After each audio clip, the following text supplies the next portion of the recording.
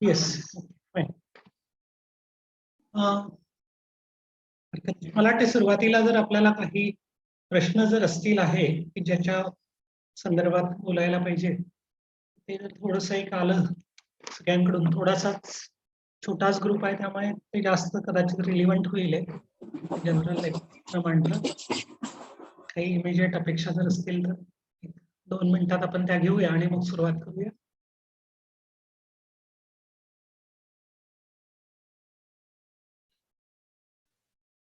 Yes.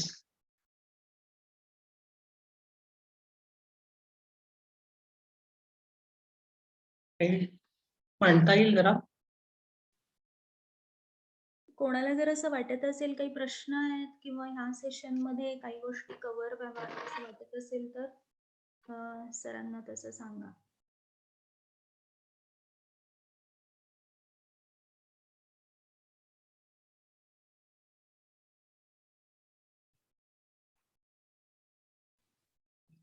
कोणाला unmute करता येत नसेल तर तसंही हँड रेजचा ऑप्शन आहे किंवा चॅटचा पण ऑप्शन आहे.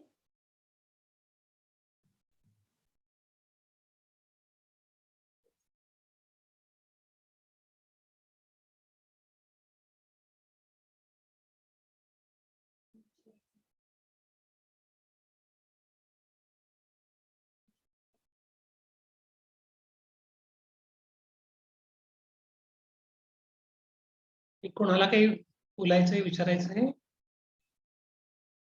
की जायचंय पण पुढे?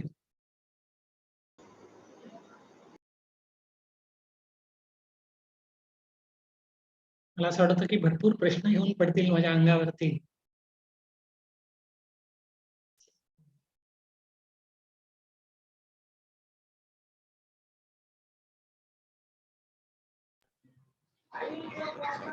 सर असं कोण बोलणार नाही, आपल्याला बोलकं करावं लागेल. Okay okay. बरं. नाही, मला असं वाटलं की बा ग्रुप आपला इतका ऍक्टिव्ह असतो सगळा की धडाधड प्रश्न येतील, मी अशी अपेक्षा करत होतो. जरा वेगळ्या प्रकारे करूया.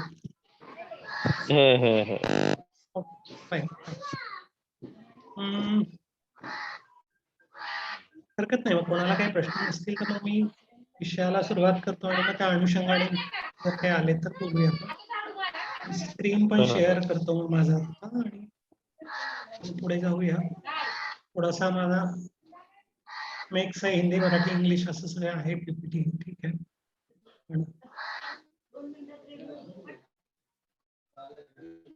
आधीच माझ्याकडे तयार होतं तेच मी शेअर करतो.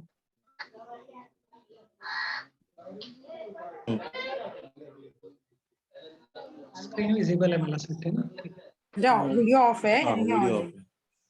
ओके. हे पण ऑफ करावं लागतं. स्पीकर.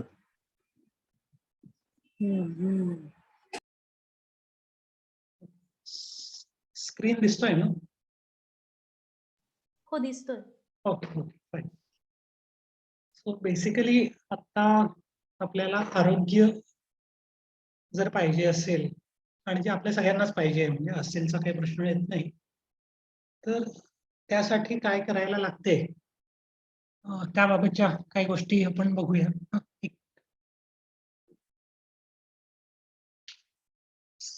आज करोनाच्या नंतर खास करून आरोग्य हा आणखीन जरा जास्त प्रायोरिटीचा विषय झालेला आहे, अगदी व्यक्तिगत पातळीपासून तर जागतिक लेवलपर्यंत. आणि असं लक्षात आले की करोनासारखा एक छोटा व्हायरस पण सगळ्या जगाची काय म्हणू आपण हालचाल सगळ्या जगाला थांबवू शकतो. एक छोटासा डोळ्यांनी न दिसणाराही प्राणी. त्यामुळे आतापर्यंतच्या ज्या आपल्या माणसाच्या वल्गणा होत्या की मी निसर्गावरती जय मिळवतोय आणि असं सगळं जे आहे आणि मग सुपर पॉवर, त्या सगळ्यांना कुठेतरी मला असं वाटतं आता जरा आपल्याला जमिनीवरती यावं लागलं की वेळ पडला तर छोटासा व्हायरस पण किती सगळी उलथापालट करू शकतो. त्यामुळे आपल्याला निसर्गाचा एक घटक म्हणून आपलं आयुष्य जगणं आणि निसर्गामध्ये जे परस्परावलंबन तत्व आहे, इंटरडिपेंडन्स ज्याला म्हणूया, सगळे एक दुसऱ्यांवरती अवलंबून आहे. सिम्बायोटिक रिलेशनशिप ज्याला म्हणतो आपण इंग्रजीमध्ये, ती अगदी या छोट्या व्हायरस बॅक्टेरियापासून तर सगळ्याच वनस्पती आणि प्राणीसृष्टी सोबतचा आहे. तर त्या सगळ्यांचा विचार आपल्याला करावा लागणार आहे जेव्हा आपण आरोग्याचा विचार करतो तेव्हा. साधारणपणे आरोग्य म्हटलं की आपल्या डोळ्यापुढे येतात आजार वेगवेगळे. आणि मग आजार म्हटले की पुढचं जे आपल्या डोळ्यापुढे चित्र येते ते येते डॉक्टर, दवाखाना, औषधं, ऑपरेशन वगैरे वगैरे सगळ्या. है नाही? खरं या सगळ्यांची गरज आहे का? असा जर विचार केला आपल्याला तर असं लक्षात येते की काही बेसिक मूलभूत जे निसर्गाचे नियम आहे त्याचं जर आपण पालन केलं तर आपल्याला मुळात आजारी पडण्याचा आणि डॉक्टरकडे जाण्याची वेळच येणार नाही. थोडंफार काही बिघडलंही गाणं तर परत आपल्याला पूर्ववत जागेवरती आणता येणं शक्य आहे. ओके. आता जे साधारणपणे जास्त निरोगी लोक आहे संख्येने जगामध्ये जास्त त्या ठिकाणचे, ते असं लक्षात येते की जिथे वैद्यकीय सुविधा फार उपलब्ध नाहीये, डॉक्टर्स नाहीये, औषधं नाहीये, अशा ठिकाणचे लोक जरा जास्त निरोगी आहेत आणि ते जास्त काळ जगतात असं लक्षात आलेल्या अभ्यासाने. आणि मग त्यांच्या जगण्याचा अभ्यास जेव्हा केला गेला तेव्हा असं लक्षात आलं की ते का बरं जास्त दिवस जगतात. तर साध्या गोष्टी एक लक्षात आल्या, 3-4 गोष्टी ज्याच्याबद्दल आपल्याला विचार करावा लागणार आहे. ज्याला आपण आपल्या भाषेत नेहमी आपण म्हणतोय की आहार विहार आचार विचार. ओके. त्यामुळे आपण काय तोंडामध्ये टाकतो ही खूप महत्वाची गोष्ट आहे. 2 तत्व आहाराच्या बाबतची महत्वाची असू शकतात असं लक्षात आलंय. ते की ताजं असलं पाहिजे आणि स्वच्छ असलं पाहिजे. ताजं याचा अर्थ असं फ्रेश की गार्डन फ्रेश ज्याला म्हणूया. ओके. सुदैवाने तुम्ही सगळे निसर्गाशी अनुकूल अशा जीवनशैलीचे पुरस्कर्ते आहात, तसे जगण्याचा प्रयत्न करणारे आहात. त्यामुळे मला असं वाटतं या गोष्टीचं फार जास्त महत्व तुम्हाला सांगण्याची गरज नाहीये. पण मुळात गार्डन फ्रेश ज्याला म्हणूया की आता शेतातनं तोडून आणलं बगीच्यातनं आणि पोटामध्ये गेलं, यातला डिस्टन्स कालावधी जेवढा कमी ते ताजं आणि यातला कालावधी जेवढा वाढत जाणार आहे तेवढं ते शिळं. सिंपल गोष्ट आहे.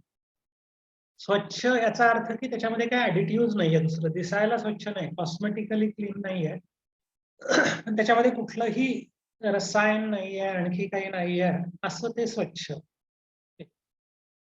तर साधारणपणे आपल्याला असं म्हणता येऊ शकते ब्रॉडली की ज्याला लेबल लावावं लागते, ज्याची ऍडव्हर्टाईज करावी लागते आणि ज्याचं पॅकेजिंग करावं लागते, असे पदार्थ काही फार आपल्या उपयोगाचे नसतात खाण्याच्यासाठी. ओके. त्यामुळे असा आहार आपल्या रोजच्या जगण्यामध्ये असणं दीर्घकाळ जगण्यासाठी आणि आरोग्य टिकवण्यासाठी महत्वाचं असं लक्षात आलेलं आहे. दुसरा जो मुद्दा येतो तो की शरीर श्रम.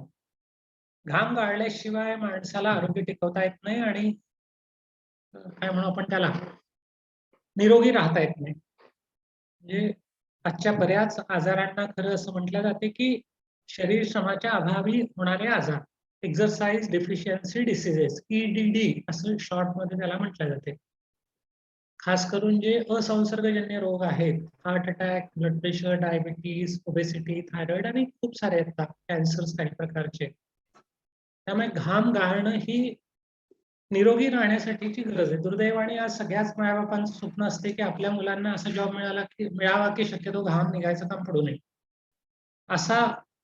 अशी स्वप्न पाहणं म्हणजे मुलांचं आयुष्य कमी असावं अशी इच्छा करणं आहे सरळ सरळ. दुसरा काही त्याला हे नाहीये असं म्हणता येईल आपल्याला. डार्विनचा जो सिद्धांत आहे की जे आपण वापरत नाही ते नष्ट होत जाते, सिंपल गोष्ट आहे असं म्हणूया आपण. आपल्या शरीरामध्ये 600 पेक्षा जास्त मसल्स आहेत, खूप सारे सांधे आहेत. हे जर आपण नाही वापरले तर हळूहळू नष्ट होत जाणार आहे. आपल्या क्षमता जर आपण नाही वापरल्या तर त्या नॅचरली हळूहळू नष्ट होत जाणार आहे. त्यामुळे त्या वापरणं, घाम गाळणं महत्वाची गोष्ट ठरणार आहे. हे 2 आहार विहार असं म्हणूया आपण. तिसरा जो मुद्दा येईल तो येईल काय म्हणता येईल आपल्याला त्याला की आचार विचार अशी निगडीत येईल तो. पहिला आहार विहार पहिला आपण, आता आचार विचार आहे. तर त्याच्यामध्ये एक पार्ट येतो शेअर अँड केअर ऍटिट्यूड. एक दुसऱ्यांच्या सुखदुःखामध्ये धावून जाणं ज्याला म्हणूया एक समूहाची भावना. कुणाचा तरी ऑडिओ चालू आहे, जरा म्यूट करता आला तर बरं पडेल. त्यामुळे ती सामूहिकतेची भावना जी असायला पाहिजे, एक एक कुटुंब, कौटुंबिक वातावरण असणं, बॉन्ड असणं तशा प्रकारचा, ही महत्वाची गोष्ट असणार आहे निरोगी राहण्यासाठी पण. ओके. तर हा पार्ट पण महत्वाचा असणार आहे असं लक्षात आलं. त्यामुळे आतापर्यंत ज्या गोष्टी धर्मांनी, फिलॉसॉफीजनी सांगितल्या होत्या, संतांनी, साधू संतांनी सांगितल्या होत्या, आता आरोग्य विज्ञान ती सांगते की सुख आणि दुःख दोन्ही शेअर करायला आपल्याला शिकलं पाहिजे. दुर्दैवाने आज माणूस एकटा बनत चालला, लोकसंख्या जगाची वाढत चालली आणि माणूस आणखीन आणखीन एकटा पडत चाललाय.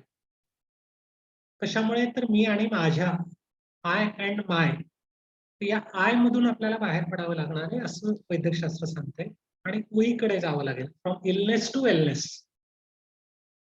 पुढचा पार्ट जो येईल तो असा असू शकेल की आपल्या जगण्याला काहीतरी हेतू लागतो, पर्पज. हेतू नसेल तर मग कसं दोर तुटलेल्या पतंगासारखं आपलं आयुष्य असते.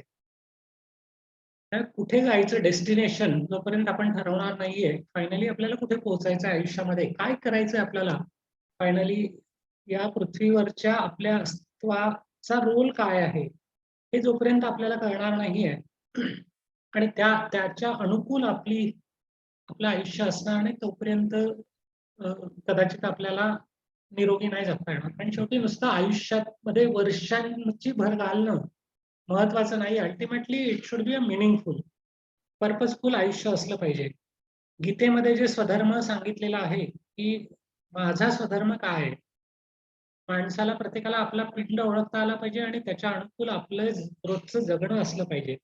हे जेवढं त्याच्या अनुकूल आहे तेवढं आपण आरोग्यवान असण्याची शक्यता आहे, आजार होण्याची शक्यता कमीत कमी राहणार आहे. इव्हन असलेले आजार पण रिव्हर्स करता येणं शक्य आहे या 3-4 गोष्टींच्या आधारे, असं आज आधुनिक वैद्यकशास्त्र पण सांगते. माझा जो काय अभ्यास आहे तो सगळा आधुनिक वैद्यकशास्त्राच्या, मॉडर्न मेडिसिनच्या अभ्यासामधनच आहे असं मी म्हणेन. आता आपण थोडंसं जरा खोलात जाऊया, म्हणजे मग आपल्याला काय करायला पाहिजे नेमकं. आधुनिक वैद्यकशास्त्राचा जो उद्गाता आहे हिप्पोक्रेटस, ज्याची शपथ आम्ही सगळे मॉडर्न मेडिसिनचे डॉक्टर्स घेत असतो, त्यांचं एक प्रसिद्ध वाक्य आहे, लेट फूड बी दाय मेडिसिन अँड मेडिसिन बी दाय फूड. हे तुमचं अन्न हेच तुमचं औषध असलं पाहिजे.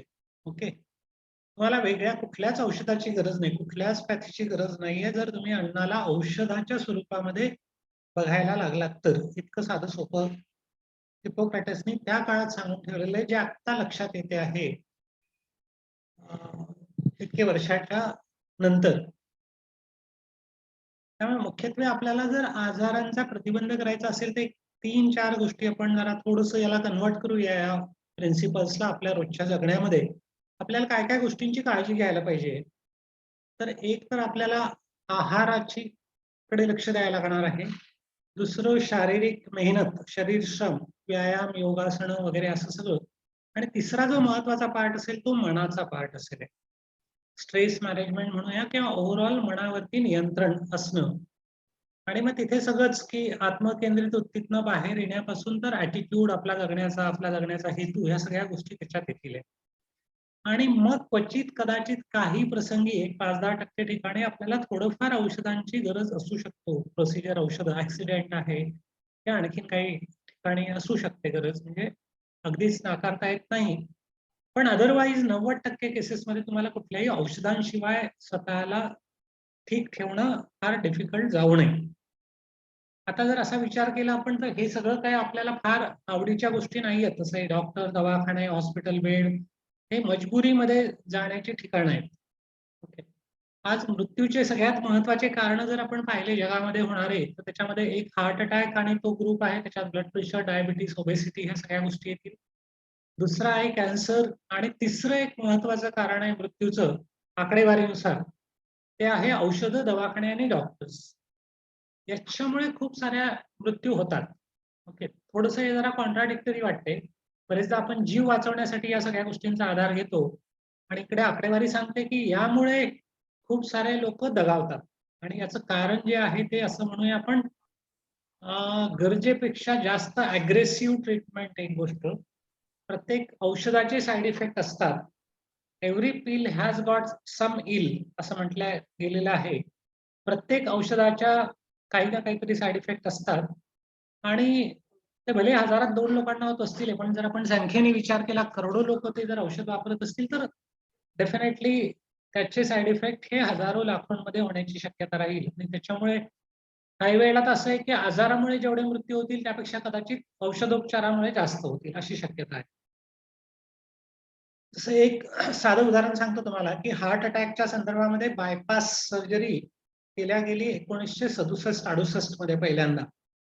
साधारणपणे आता असं म्हणूया आपण की एक 55 वर्ष वगैरे झाली. तर असं लक्षात आले नंतर की बायपास केलेला ज्यांची झालेली आहे असा एक ग्रुप पेशंटचा आणि ज्यांची बायपास नाही केल्या गेलेली असा एक ग्रुप आणि त्या दोघांची तुलना केल्या गेली की 10 वर्षानंतर काय होते बा त्यांच्यामध्ये.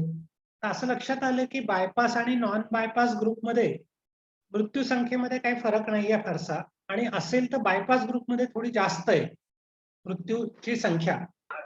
रिकरन्स रेट ज्याला म्हणूया परत दुसऱ्यांदा हार्ट अटॅकची शक्यता जी आहे ती पण असं लक्षात आले की ती बायपास ग्रुपमध्ये थोडी जास्त आहे. फार फरक नाहीये दोन्ही ग्रुपमध्ये की बायपास केला आणि रिकरन्स टाळला जातो का परत असं पण नाहीये.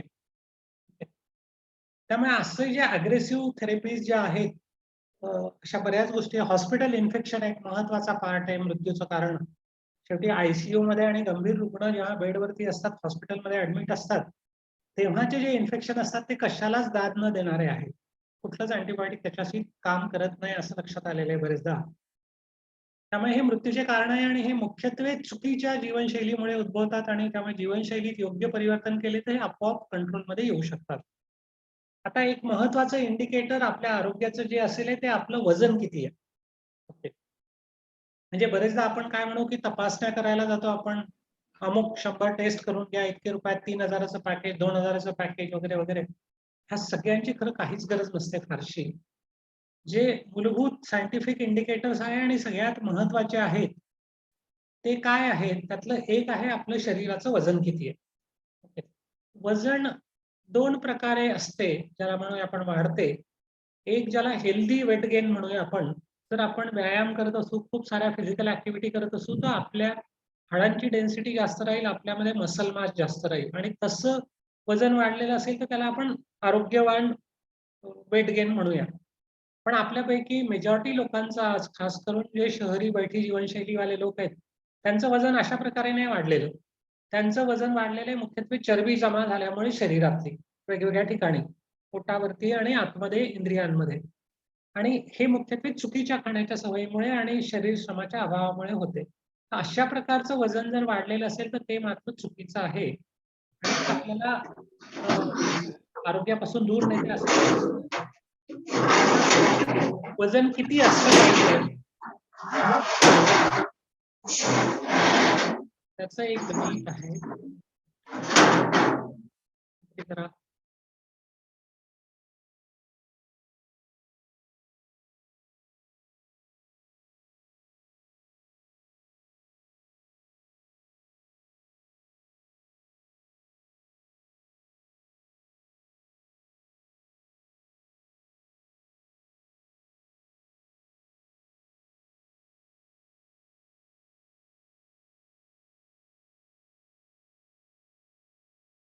म्यूट. येस. तर वजनासाठी जी काही सूत्र आहेत आपलं वजन किती असले पाहिजेत. ओके. एक आहे की साधारणपणे वयाच्या 18-20व्या वर्षी असते तेवढं आयुष्यभर असलं पाहिजे कारण तेव्हा हाडांची ग्रोथ पूर्ण झालेली असते आणि 1 किलो वजन वाढलं तर आपलं आयुष्य 2.5 महिन्यांनी कमी होते. साधं गणित आहे. आणि आज शहरातल्या एक 70-80% लोकांची वजन जास्त आहे आणि निसर्गाचा नियम आहे की anything in excess is toxic. गरजेपेक्षा कुठली गोष्ट जास्त असेल तर ते विष बनते. दुसरा एक फॉर्म्युला असतो की ज्याला बॉडी मास इंडेक्स असं म्हणतात. वजन भागीला उंचीचा वर्ग. वजन किलोग्रॅम मध्ये आणि उंची मीटर मध्ये. आणि हा जो इंडेक्स आहे BMI हा 18.5 ते 21च्या दरम्यान असेल तर आयडियल आहे असं मानलं जाते. आता या सूत्रानुसार आपलं किती उंचीला किती वजन असावं इथे एक छोटा चार्ट मी डिस्प्ले करतोय याच्यावरनं लक्षात येईल. हे ट्रॅफिकचे 3 सिग्नल आहे. समजायसाठी सोपं केलं की ग्रीन सिग्नल म्हणजे आपलं वजन 18.5 ते 21 BMI मध्ये आहे. सावधान म्हणजे येलो सिग्नल 21 ते 25 BMI आणि वजन जास्त म्हणजे रेड सिग्नल आहे 25 ते 30 BMI आणि शेवटचा जो आहे तो ब्लॅक सिग्नल म्हणजे डेंजर झोन, अतिशय मोस्ट डेंजर BMI 30 पेक्षा जास्त. ओके.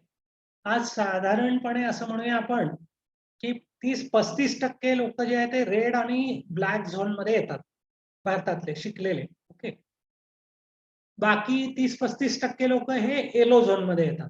एक 5-10% लोक खरं म्हणजे येलो झोनच्या अप्पर पार्ट मध्ये येतात.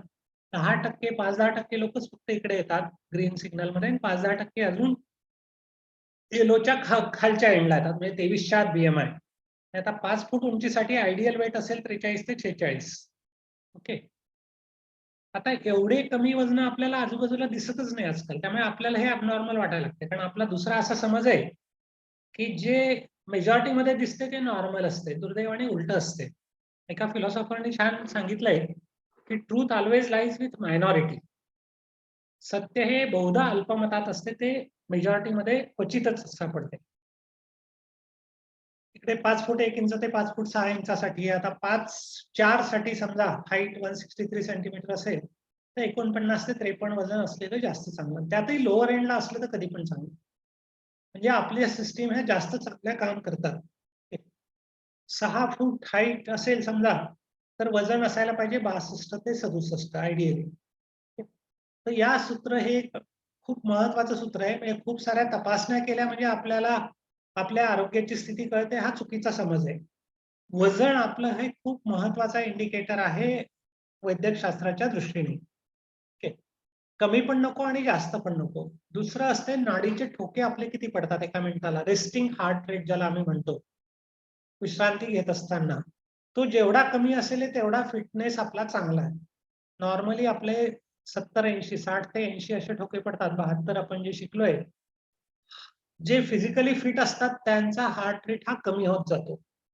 ते कुठलाही आजार नसताना, कारण नसताना जर तुमचा हार्ट रेट कमी होत चालला आणि फिटनेस तुम्ही व्यायाम करता, मेहनत करता, तर ते तुमच्या फिटनेसचं इंडिकेटर आहे. ते तुमच्या स्वास्थ्याचं निदर्शक आहे. कुठल्याही लॅब टेस्ट पेक्षा हे इंडिकेटर जास्त सेन्सिटिव्ह आणि जास्त सायंटिफिक आहे असं म्हणता येऊ शकते. ओके. आता आपली वजन जास्त असतील तर मग आपल्याला ती कमी करायला लागतील आहे. आज जागतिक आरोग्य संघटनेचा अंदाज असा आहे की भारतातली ही जी पॉप्युलेशन आहे शहरात राहणारी खास करून, येणाऱ्या 20 वर्षामध्ये प्रत्येक जण इन्क्लुडिंग लहान मूल पण हे ओव्हरवेट असेल, आयदर रेड झोन मध्ये असेल किंवा ब्लॅक झोन मध्ये असेल. आणि आज खूप मोठा ज्याला म्हणून या साथीचा आजारच म्हटलं जाते याला, ओबेसिटीला, आणि जे खूप साऱ्या आजारांचं प्रिकर्सर किंवा जननी आहे कॅन्सर पासून तर बाकी सगळ्या आजारांचं, तर तो एक खूप मोठा प्रश्न जगापुढचा निर्माण झालेला आहे असं दिसतंय आपल्याला. आता वजन वाढण्याची कारण मुख्यत्वे 2च असतात. एक तर काय म्हणतो आपण महत्वाची कारण ज्याला म्हणूया आपण मुख्यत्वे वैयक्तिक चेंजेस तर असतातच असतात, पण त्यापेक्षा महत्वाचं जे असते ते की कॅलरी इनटेक आणि कॅलरी एक्सपेंडिचरचा जर आपण विचार केला की आपला इनटेक खूप जास्त आहे आणि खर्च कमी आहे.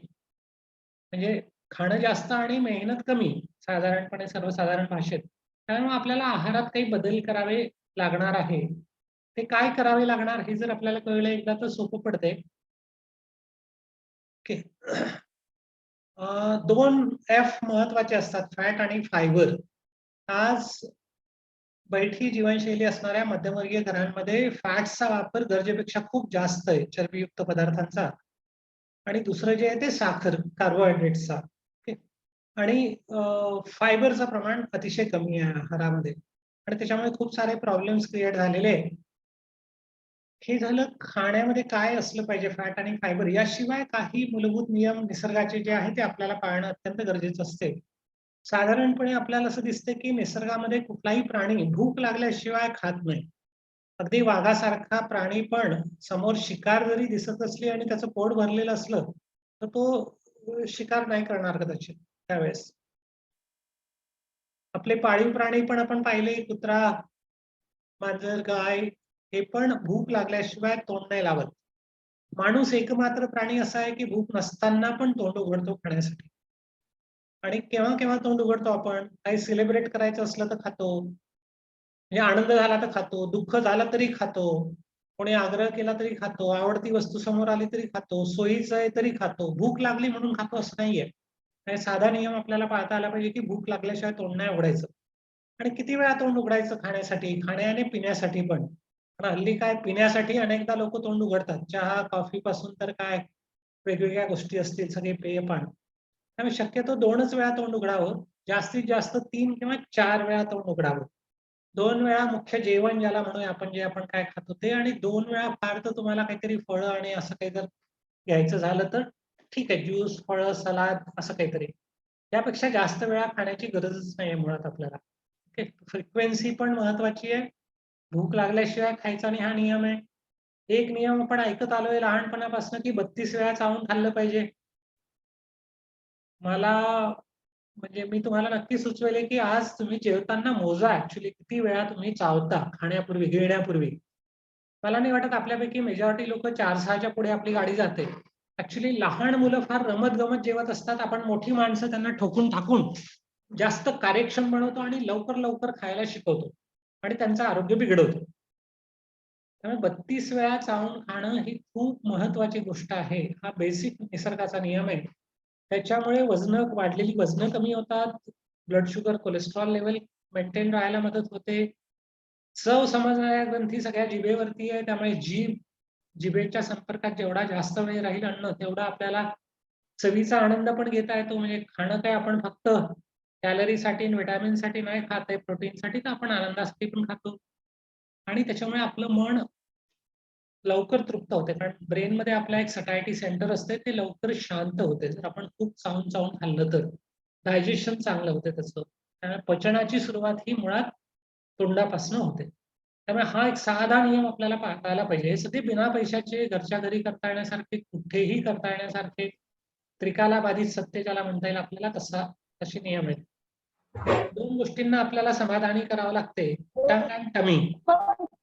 जिभेचं समाधान महत्वाचं नाही तर ती आपल्याला जगू देत नाही, असं म्हणूया आपण. आणि दुसरं जे आहे ते आपल्या पोटाचं समाधान. आता जिभेला जे आहे ते आपण म्हणूया की जीभ ही शांत होते चवीच्या आनंदाने. काय खाल्लं ते. मग जिभेच्या संपर्कात जास्त वेळ असावे ते पदार्थ. टमी याचा अर्थ पोट शांत झालं पाहिजे, म्हणजे स्टमक ज्याला म्हणू आपण, थैला भरल्या गेला पाहिजे आणि थैल्यात काय भरायचं त्याच्याशी त्या थैल्याला देणं घेणं नसते. त्यामुळे फायबरयुक्त पदार्थांनी, रेषेदार पदार्थ ज्यात जास्त आहे अशा गोष्टी जास्त टाकायच्या. मग त्याच्यामध्ये मुख्यत्वे भाज्या, फळं, सलाद सारख्या गोष्टी ह्या भरपूर असल्या पाहिजे आपल्या आहारात. 50% पेक्षा जास्त जिवंत अन्न आणि मृत अन्न. आज कसं आहे की 80% आपण पोळी, भाकरी, भात खातो आणि 20% भाजी खातो.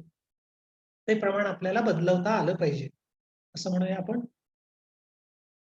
पुढचं एक तत्व आहे निसर्गाचं की मॉडरेशन. कुठलीही गोष्ट ही सीमित मात्रेमध्ये असली पाहिजे. अगदी चांगली पण गोष्ट असेल आणि ती जर अति झाली, ती पण नुकसानकारक ठरते. ओके. मी गमतीत नेहमी म्हणतो की आत्महत्या करायला काही विषारी कीटकनाशकच पाहायला पाहिजे अशी गरज नाही. नुसतं गुलाबजाम खाऊनही एखाद्याला मरता येणं शक्य आहे. ओके. त्यामुळे मॉडरेशन हे निसर्गाचं सुवर्ण मध्य, हे निसर्गाचं तत्व आहे. ते आपल्याला पाळता आलं पाहिजे काहीही खाताना. ठीक. दुसरं जे आहे ते बायोडायव्हर्सिटी, जे आपण निसर्गामध्ये बघतोय, तेच तत्व आपल्याला खाण्यापिण्याच्या बाबत पण पाळता आलं पाहिजे की वेगवेगळ्या गोष्टी आपल्या आहारात असल्या पाहिजेत. कुठलाही एक अन्न पदार्थ हा खूप सुपर फूड आहे आणि खूप चांगला आहे असं नसते. कुठलाच अन्न पदार्थ टाकाऊ आहे असं पण नसते. त्यामुळे कॉम्बिनेशन, प्रॉपर कॉम्बिनेशन आणि प्रपोर्शन हे महत्वाचं असते. आपल्याला हे, त्यामुळे बायोडायव्हर्सिटीचं तत्व आपल्याला, त्यामुळे एकच धान्य नको, एकच डाळ नको, एकच एक भाजी नको, एकच एक फळ नको. जेवढी व्हरायटी असेल तेवढं चांगलं. आता हे कसं असलं पाहिजे, त्याच्यामधली काही तत्व जी आहे निसर्गाची की ज्या सीझन मध्ये जे निघते ते उत्तम आहे. रिजनल फूड, ज्या भागामध्ये जे पिकते ते. ओके. आपल्याला तर काय 12ही महिने हिमाचल मधले सफरचंद पाहिजे आज, तर हे चुकीचं आहे.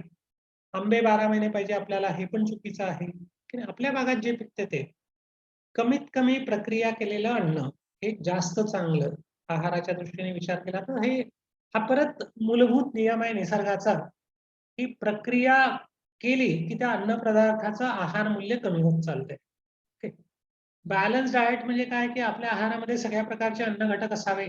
सिंपल गोष्ट आहे की आपलं ताट रंगीत असलं पाहिजे, कलरफुल थिंग्स असल्या पाहिजे. व्हेजिटेरियन फूड आहे महत्वाचं. ॲनिमल फूड जे आहे ते त्याचे बरेचसे हेल्थ हझार्ड्स आहेत. ओके. सात्विक अन्न असलं पाहिजे. ओके. आता आपण नेहमी प्रत्येक वेळेस जे काय खातो ते 2 गोष्टी करते. एक तर आपल्याला आजार तरी देते, नाहीतर ते आजाराशी लढायला ताकद तरी देते. इम्युनिटी ज्याला आपण म्हणतोय ते. आता हे डावीकडचे असे खूप सारे प्रक्रिया केलेले जंक फूड जे आहे, हे आपल्याला आजाराकडे घेऊन जातात. याच्या उलट हे जे आहे ताजं निसर्गामध्ये आढळणारे कलरफुल पदार्थ, भाज्या, सलाद, फळं हे आपल्याला आजाराशी लढायला ताकद देतात. आता स्निग्ध पदार्थ किती पाहिजे समजा साधारणपणे आपण जर हिशोब केला आपल्या आहारात, बैठी जीवनशैली असणाऱ्यांसाठी गोष्ट करतोय मी आता, की दिवसाला 20 ग्रॅम पुरेसं असते. म्हणजे 600 ग्रॅम खूप झालं. आता या स्निग्ध पदार्थांमध्ये तेल, तूप आणि तेलबिया आणि बाकी सगळंच आलं, सगळ्या गोष्टी. तर साधारणपणे अर्धा लिटर तेल पुरेसं झालं एका व्यक्तीला महिन्याभरासाठी. आज आपण जर हा सगळा चरबीचा हिशोब काढला डायटरी फॅट्सचा, तर तो ॲव्हरेज घरांमध्ये 2 ते 5 किलो पर पर्सन पर मंथ एवढा येतोय. या सगळ्यांमधला हिशोब पकडला तर, बाहेरच्या वस्तू आणि असं सगळं जर पकडलं तर. आणि हे जास्तीचं तेल तूप खर्च नाही झालं, की त्याचं शरीरामध्ये चरबीमध्ये कन्व्हर्शन होते. आता 1 किलो चरबी जर आपल्याला जाळायची तर 9000 किलो कॅलरीज खर्च करायला लागतात. आणि त्या जर खर्च करायच्या असतील तर आपल्याला जवळपास एक 200 किलोमीटर चालावं लागतंय. की नाही?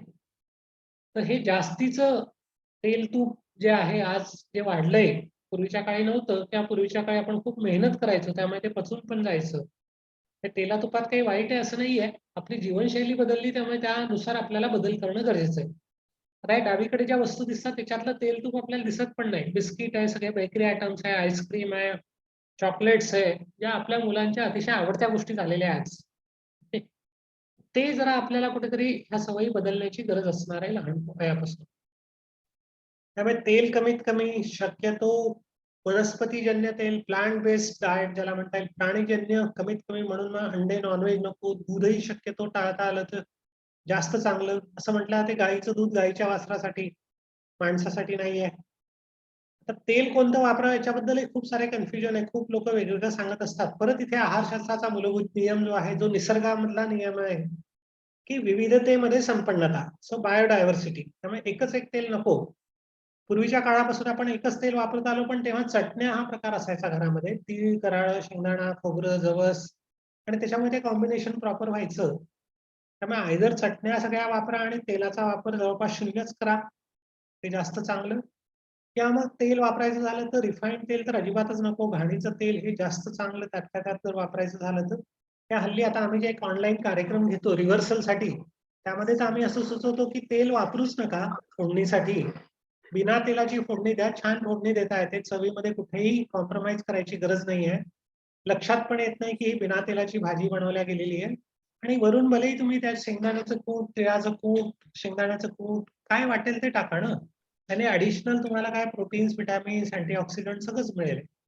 प्लस सगळ्यात शुद्ध स्वरूपातलं असेल ते तेलबिया. आणि परत निसर्गाचा नियम आहे की कमी प्रक्रिया, जास्त न्यूट्रिटिव्ह व्हॅल्यू. बरेचदा आपल्याला ह्या गोष्टी ज्या असतात ना, ह्या पुस्तकातल्या किंवा विज्ञानात जे शिकलो आपण त्यावरनं नाही लक्षात येते. म्हणून थोडंसं आम्ही काय अनुभवावरनं काही बदल केले, की 1 कप चहा साखरेचा जर घेतला समजा, तर 60 कॅलरीज असतात आणि त्यांनी 1.2 किलोमीटर चालावं लागतं तेवढ्या कॅलरीज खर्च करायला. 2 बिस्किटं खाल्ले तर 1 किलोमीटर, 1 ब्रेडची स्लाइस खाल्ली तर 1.4 किलोमीटर. ठीक आहे. एक समोसा खाल्ला तर 4 किलोमीटर, एक प्लेट भजे खाल्ले तर 4 किलोमीटर, एक आईस्क्रीम खाल्लं तर 3.5 किलोमीटर. ठीक.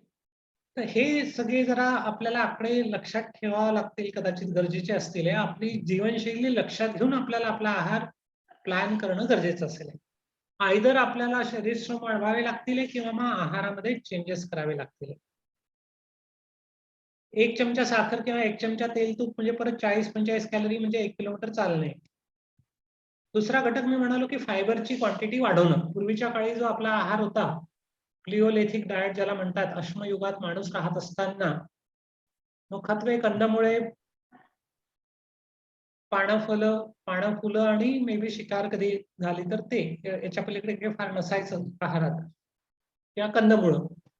तर फायबर क्वांटिटी खूप असायची.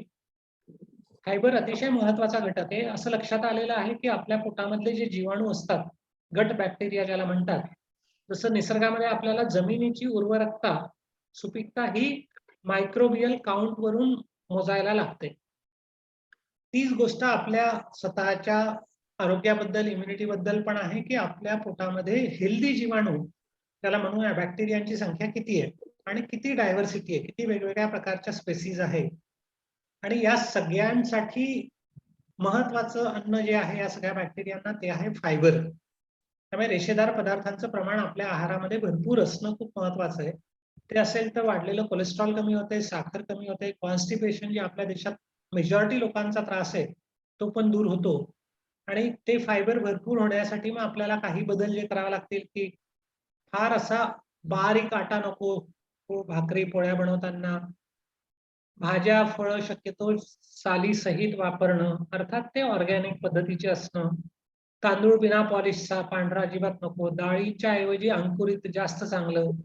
50% आपल्या ताटामधला जो पार्ट आहे तो भाज्या, सलाद आणि फळं असं असलं पाहिजे. 50%च फक्त बाकीच्या गोष्टी, होल ग्रेन ते पण.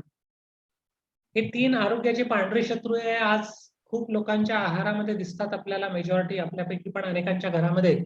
मैदा, साखर आणि मीठ, या सगळ्या गोष्टी आपल्याला टाळता येणं महत्वाचं आहे. साखर टॉक्सिक आहे आणि ॲडिक्शन पण आहे. त्यामुळे साखरेला पर्याय मग आपण गूळ वापरू शकतो, इव्हन किसमिस वापरू शकतो, खजूर वापरू शकतो, खारीक पावडर वापरू शकतो.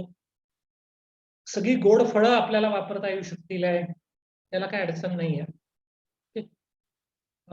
मिठाची गरज फारशी नसते. मीठ चवीपुरतं मीठ असलं पाहिजे आणि ते कमीत कमी असलेलं कधी पण चांगलं.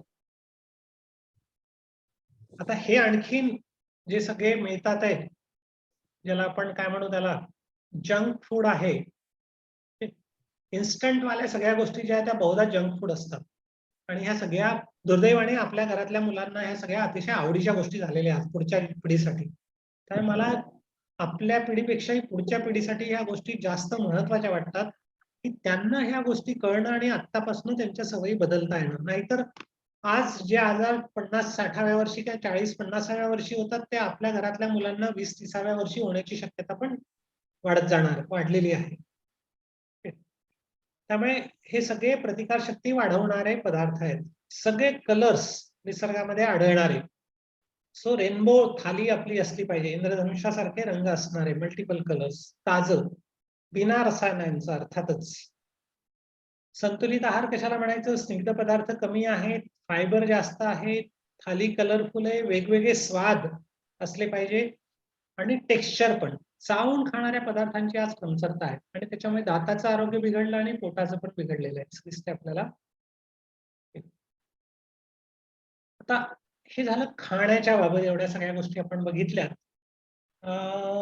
दुसरा जो आहे तर शरीर श्रम करणं, व्यायाम. म्हणजे बरेचदा काय म्हणू आपण, शरीर श्रम तर आहेच आहे, पण स्ट्रक्चर्ड काइंड ऑफ एक्सरसाइज पण महत्वाची असते.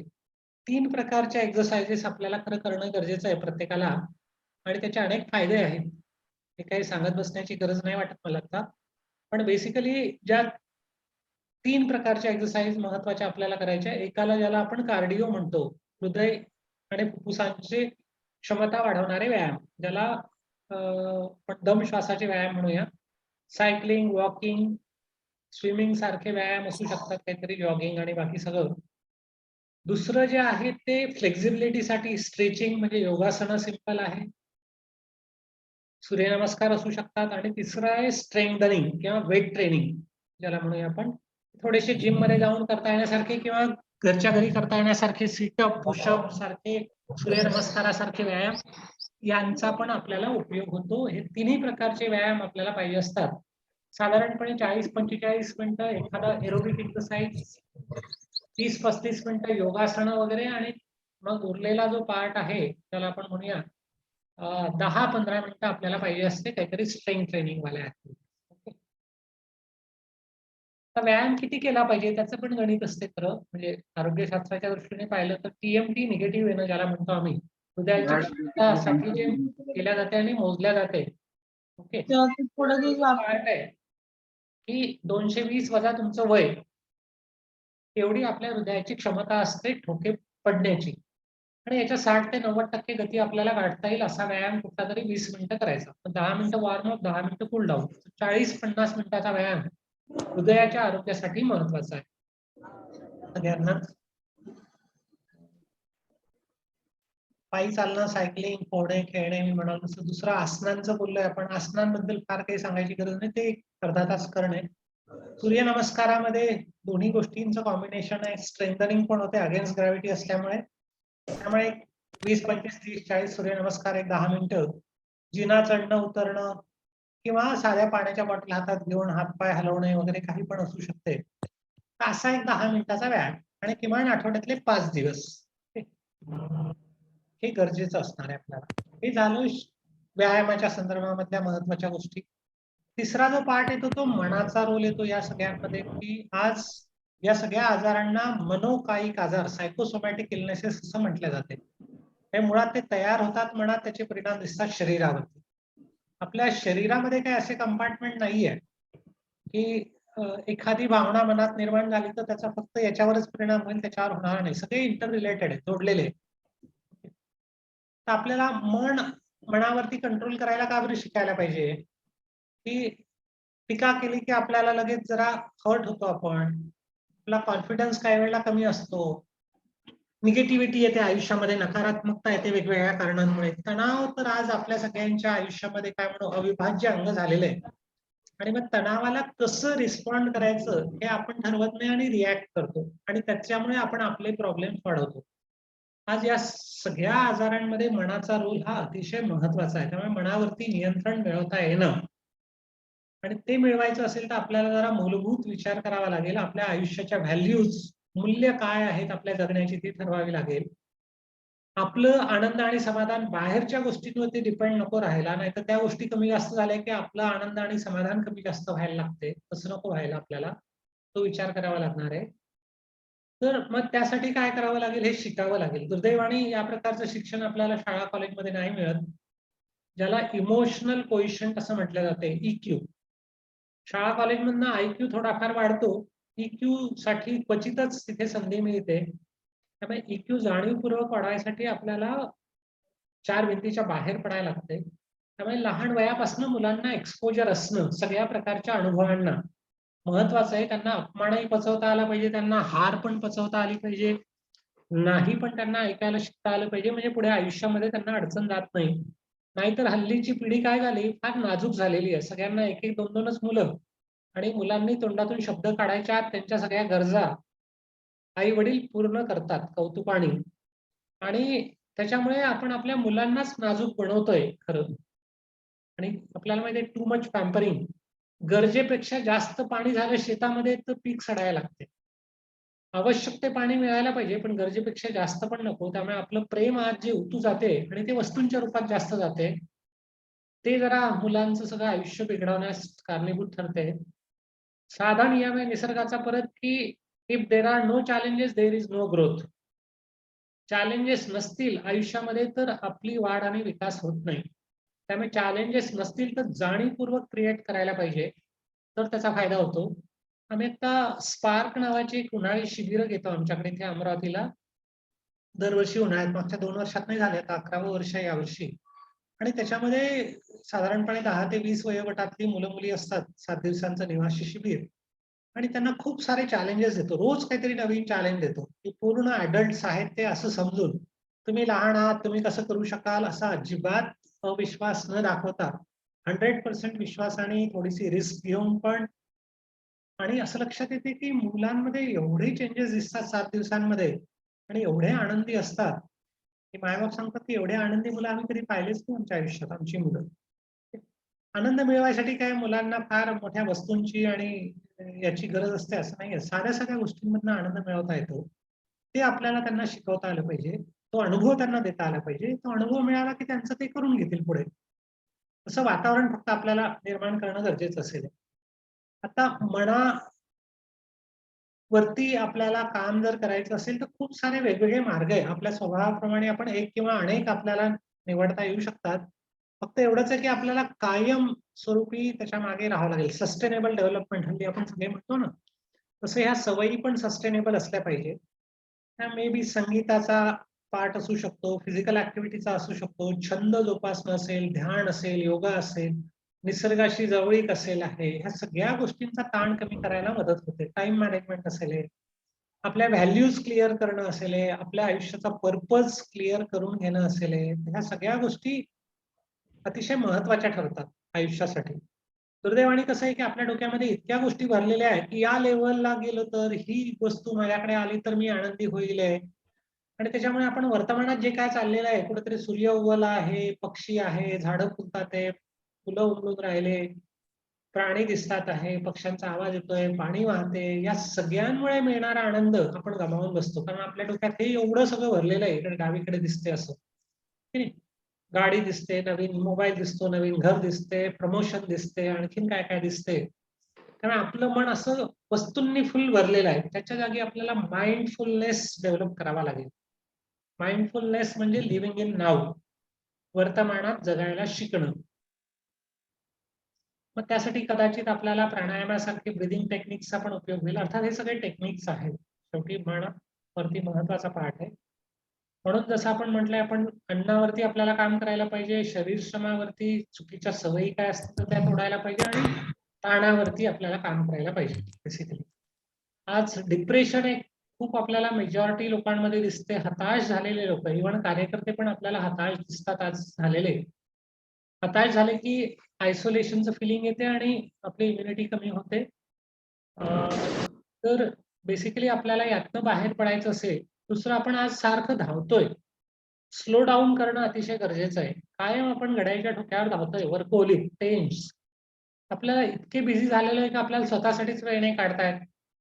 पण जसं विनोबा म्हणायचे की दिवसातला 1 तास तरी स्वतःसाठी काढा, आठवड्यातला 1 दिवस काढा स्वतःसाठी, वर्षातला 1 महिना स्वतःसाठी काढा, अपडेटिंगसाठी, नवीन काही शिकण्यासाठी, रिलॅक्स होण्यासाठी.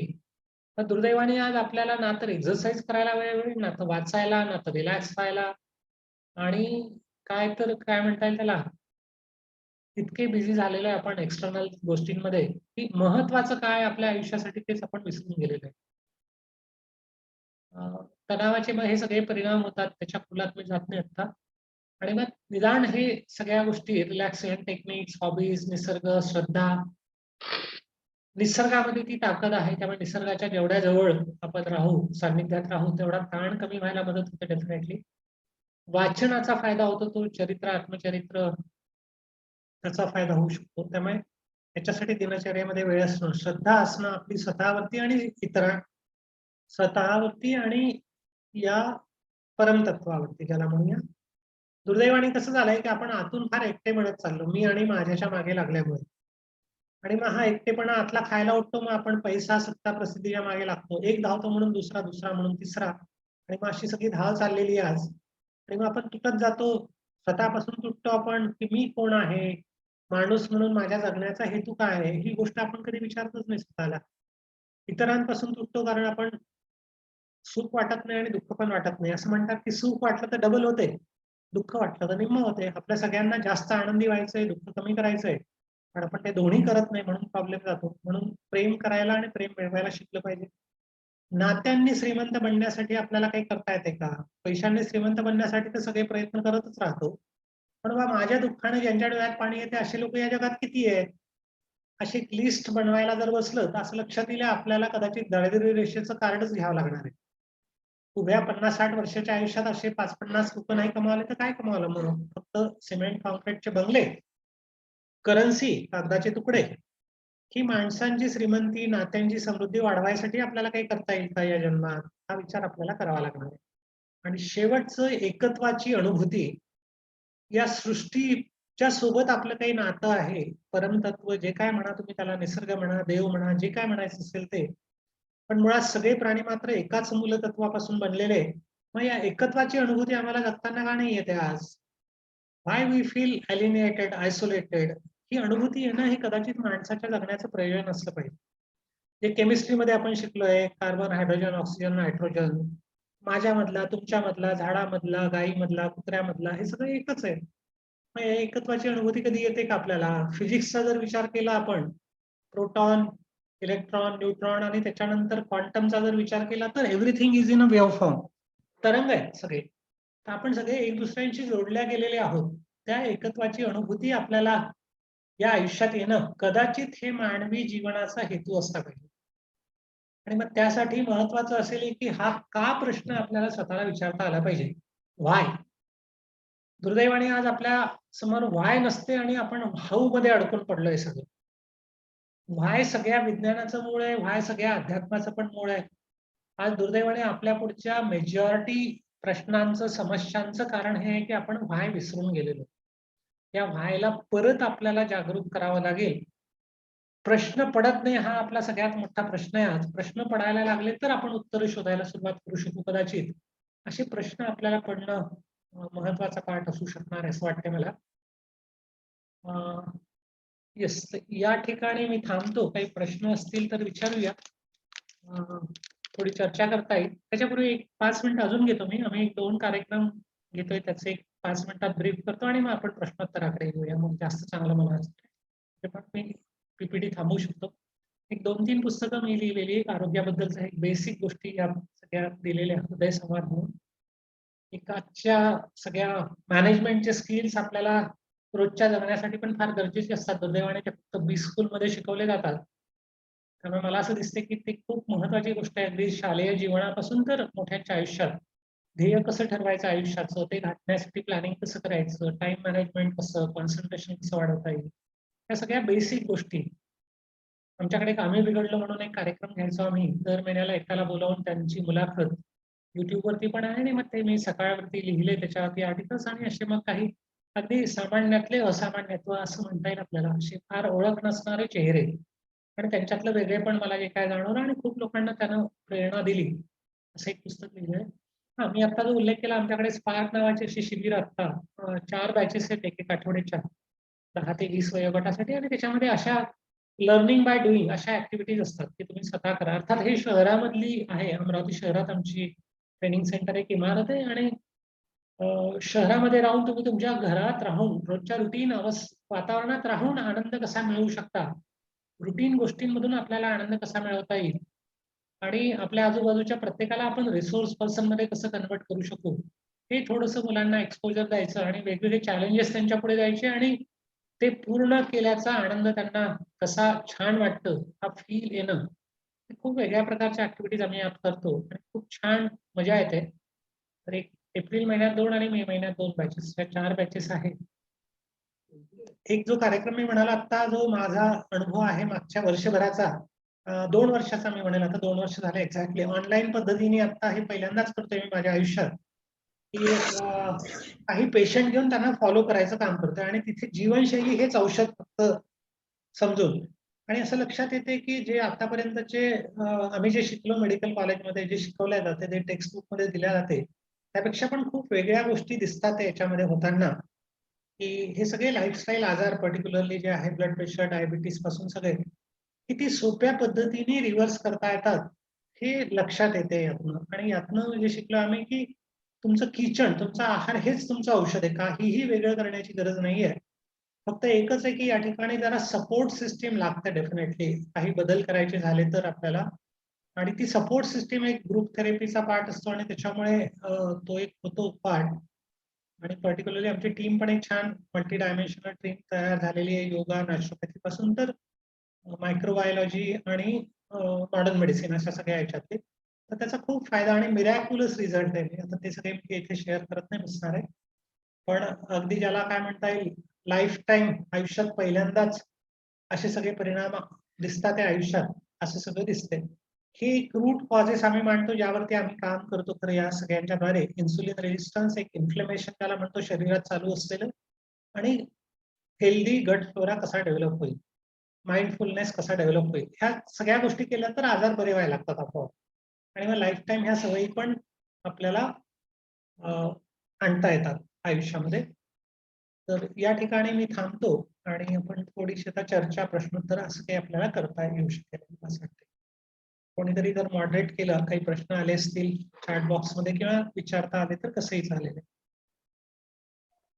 हँड रेज करून पण करता येईल मला विचारायचं असलं काही तर. येस.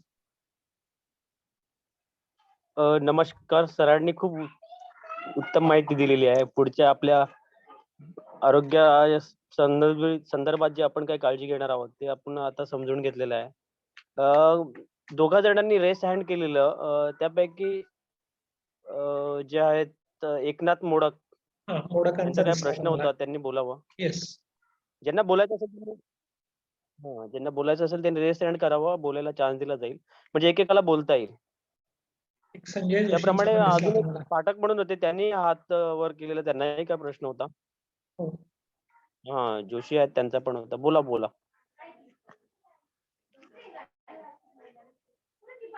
राहुल इतापुरे बोला तुम्ही बोला. सर, याच्यामध्ये ऍक्च्युली फर्मेंटेड फूडचा काय रोल आहे? फर्मेंटेड फूड आपण जर घेतलं जेवणामध्ये, तर याच्यामध्ये फर्मेंटेड फूडचा आपल्या बॉडीमध्ये काय रोल येतो? मुळात असं आहे की जसं इडली आहे. कमीत कमी प्रक्रिया केलेलं कधी पण जास्त चांगलं. फर्मेंटेशन ही एक प्रक्रिया आहे आणि कुठल्याही गोष्टीचा अतिरेक नको, एवढं लक्षात ठेवायला पाहिजे आपल्याला. एवढंच. म्हणजे आपण इडली आणि डोसा वगैरे हे खायची नाही, म्हणजे विदाऊट तेलाची असं पण मी घरी म्हणत जर नाही, आपण. कुठलीच गोष्ट वर्ज्य नाहीये, प्रमाणात असणं हे महत्वाचं आहे. रोजच तुम्ही फर्मेंटेड फूड खाल तर ते पण चुकीचं असणार आहे. नाही, मी असं ऐकलं होतं की ते गट बॅक्टेरियासाठी चांगलं आहे म्हणून. असं तेच मी म्हणतो, असे खूप आपले मिथ आहेत, चुकीचे समज आहेत असे. साधे निसर्गाचे नियम आपल्याला पाळता आले पाहिजे की बेसिक कमीत कमी प्रक्रिया हा साधा नियम आहे. म्हणजे जास्तीत जास्त अन्न हे म्हणजे जसं आपल्याकडे आलं शेतीतून त्याच पद्धतीत ते घेणं योग्य आहे. येस. अल्कोहोल पण फर्मेंटेशनच्याच प्रक्रियेने तयार होते. लोक हो. उद्या म्हणतील अल्कोहोलही चांगलं आहे आरोग्यासाठी, आणि आहेत असे म्हणणारे लोक. हो, म्हणणार. ते आपण स्वीकारायचं का मग परत? त्यामुळे आपल्याला होलिस्टिक विचार करायला पाहिजे. असं तुकड्या तुकड्यांमध्ये विचार केला तर ते विज्ञान नसते खरं. संजय जोशींचा हात वर होता मला असं वाटते. आणि हे जे जवसाच्या तेलाबद्दल सर, परत मी म्हणालो की बायोडायव्हर्सिटी, कुठल्याच एका गोष्टीच्या मागे लागू नका. हे सगळा मार्केटचा विषय. राहुलजी बोलायचं तुम्हाला, बोला. आज जवसाचं सांगतील, उद्या बदामाचं सांगतात, परवा आणखीन काहीतरी सांगतात, राईस ब्रान सांगतात. हे विज्ञान नाहीये. डायव्हर्सिटी असणं महत्वाची गोष्ट आहे.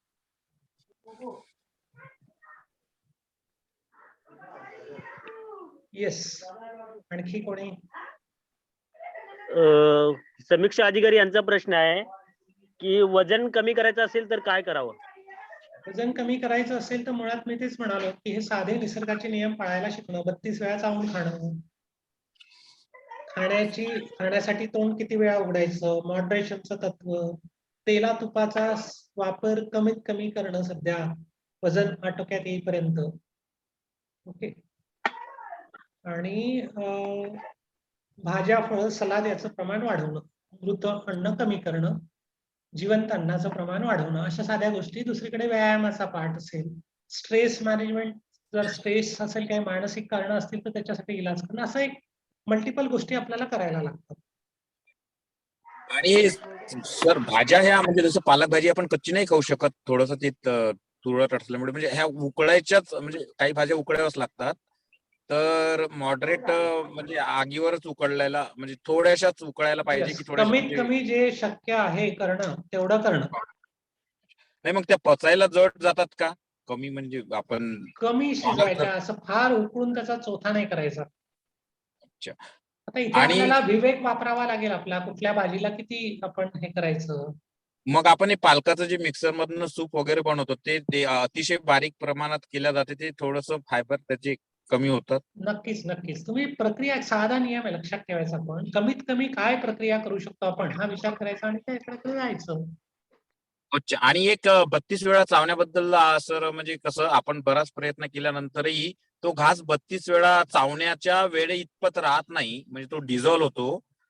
तर तशा वेळेस काय करायचं? किती दिवस प्रयत्न केलेत 32 वेळा चावून खाण्यासाठी? कमी केले म्हणजे 5-10 किती दिवस? 10 दिवस. हो, फास्ट मध्ये किती वर्ष चावून खाऊन राहिले? 40 वर्ष. आता 40 वर्षाची सवय आणि 40 दिवसात बदलायची अपेक्षा करणं, मला वाटतं हे थोडंसं जरा अनैसर्गिक नाहीये का? सर इथे मी त्या सवयीचं नाही म्हणत, तो घास आहे ना तो 32 वेळा चावण्याच्या आधीच डिझॉल्व्ह झालेला असतो, म्हणजे त्याच्यात तो पार्टिकलच. तेच मी म्हणतो की ही सवय आपल्याला बदलायला लागणार आहे. सवय बदलली तर होऊ शकेल. ओके, मग नाही ते तर बदलू सर, पण मला वाटतं कदाचित समजलं नाही तुम्हाला, तो घासच डिझॉल्व्ह झाल्यामुळे. समजला मला. आज डिझॉल्व्ह का होतो तो आपला, त्याच्यासाठी असं की डिझॉल्व्ह झाल्यानंतरही तो तोंडात फिरू शकतो ना.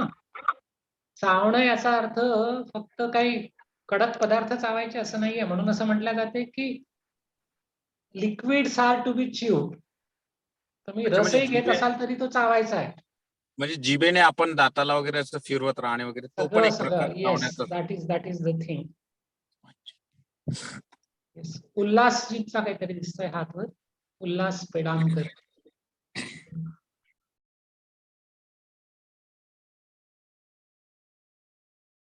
येस, विचारता येईल.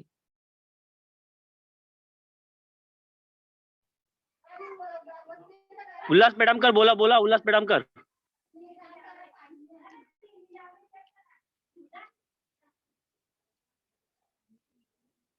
उल्हास पेडामकर, तुम्हाला बोलण्याची संधी दिली आहे, तुम्ही बोला ना.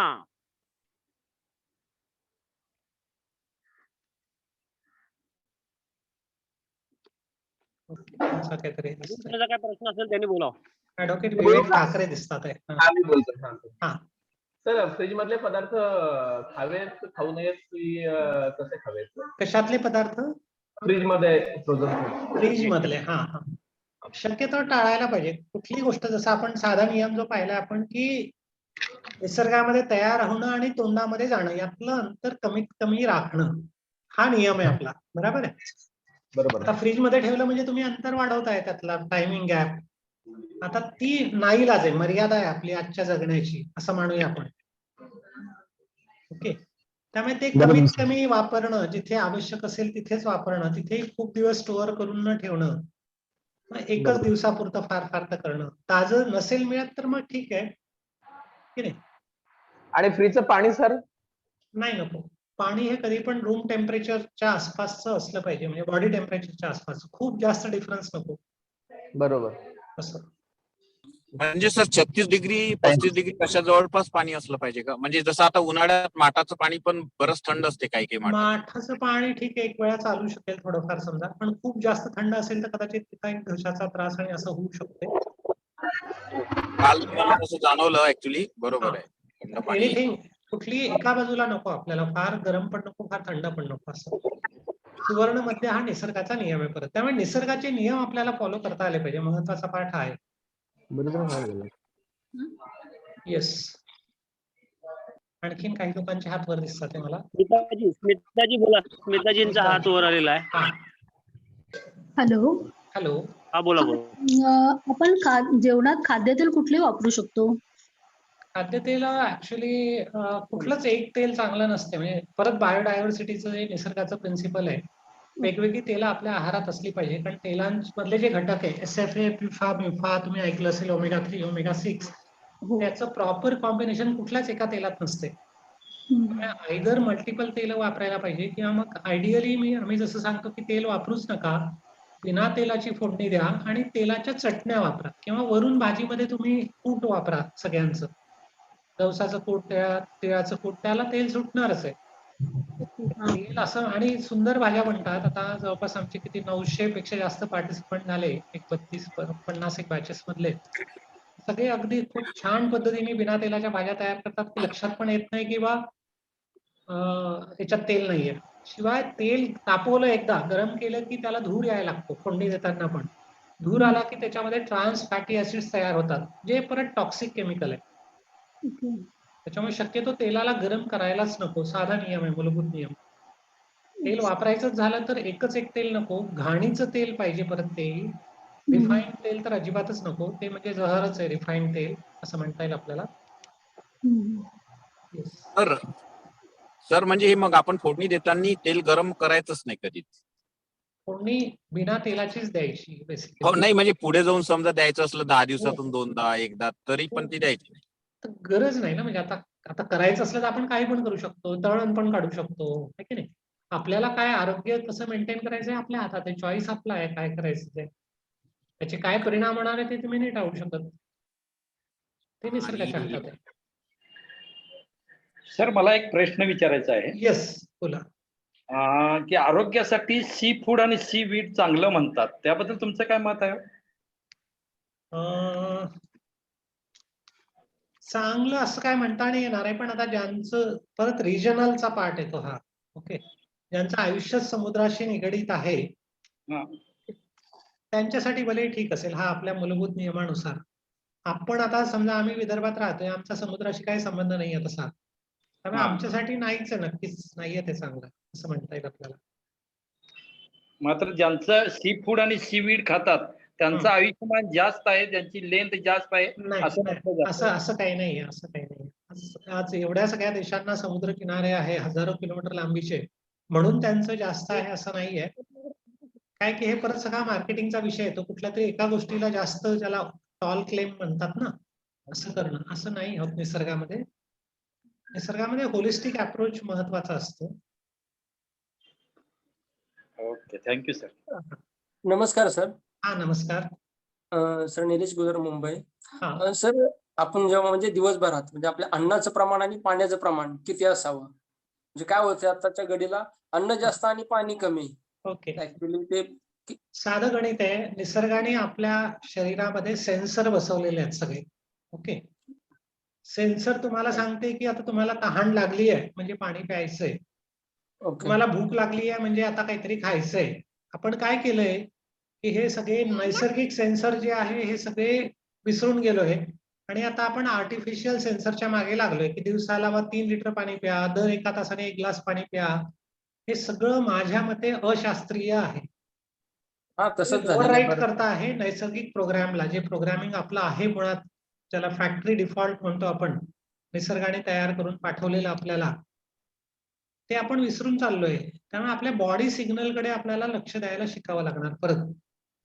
ओके म्हणजे मग हे प्रश्न येणार नाही, आपोआप तहान लागले की पाणी पिऊ आपण. नाहीतर तुम्ही मोजून जास्त पाणी प्यायला लागले तर परत किडनीवरती लोड येणार तुमच्या, तेवढं पाणी बाहेर काढायला गरज नसेल तर.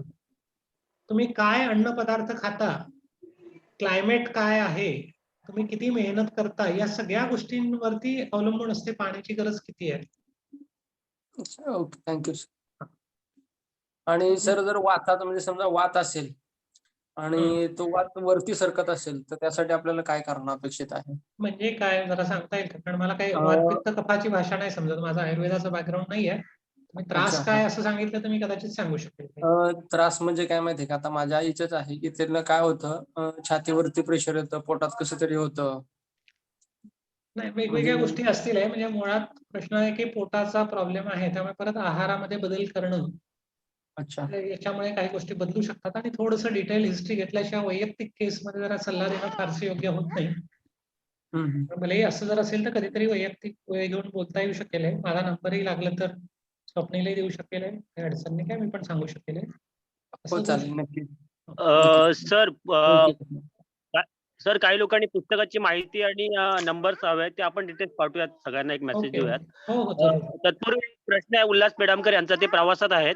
ओके त्यांचा असा प्रश्न आहे, वात पित्त कफ यांच्यावरील आरोग्याशी संबंधित माहिती द्या व पाणी पिण्याचे प्रमाण व नियम आहे का जेवताना, हा ठीक त्यांचा आहे. प्रश्न आहे. मी तेच म्हणालो की वात पित्त कफ जे आहे हे काय म्हणू त्रिदोष जे मानल्या जातात आयुर्वेद, म्हणजे माझा तसा आयुर्वेदाचा अभ्यास नाहीये खरं, त्यामुळे त्या परिभाषेत मला नाही मांडता येणार असं. पण मुळात यांचं बॅलन्स असणं महत्वाची गोष्ट असते. आणि आयुर्वेदामधलं जे मूळ तत्व आहे निरोगी राहण्याचं, ते स्वस्थ वृत्त ज्याला म्हणतात, म्हणजे ऋतुचर्या, दिनचर्या, ह्या सगळ्या गोष्टी महत्वाच्या, या सगळ्या याचं बॅलन्स सांभाळण्यासाठी. पण आता जे आपण पाहिलं, मला असं वाटतं त्याच गोष्टी खूप महत्वाच्या ठरणार आहे. पाण्याचं उत्तर मी ऑलरेडी दिलेलंच आहे की तुम्हाला शरीर जे मागते तेवढं घ्यायचं बस, बाकी वेगळं करायची गरज नाही.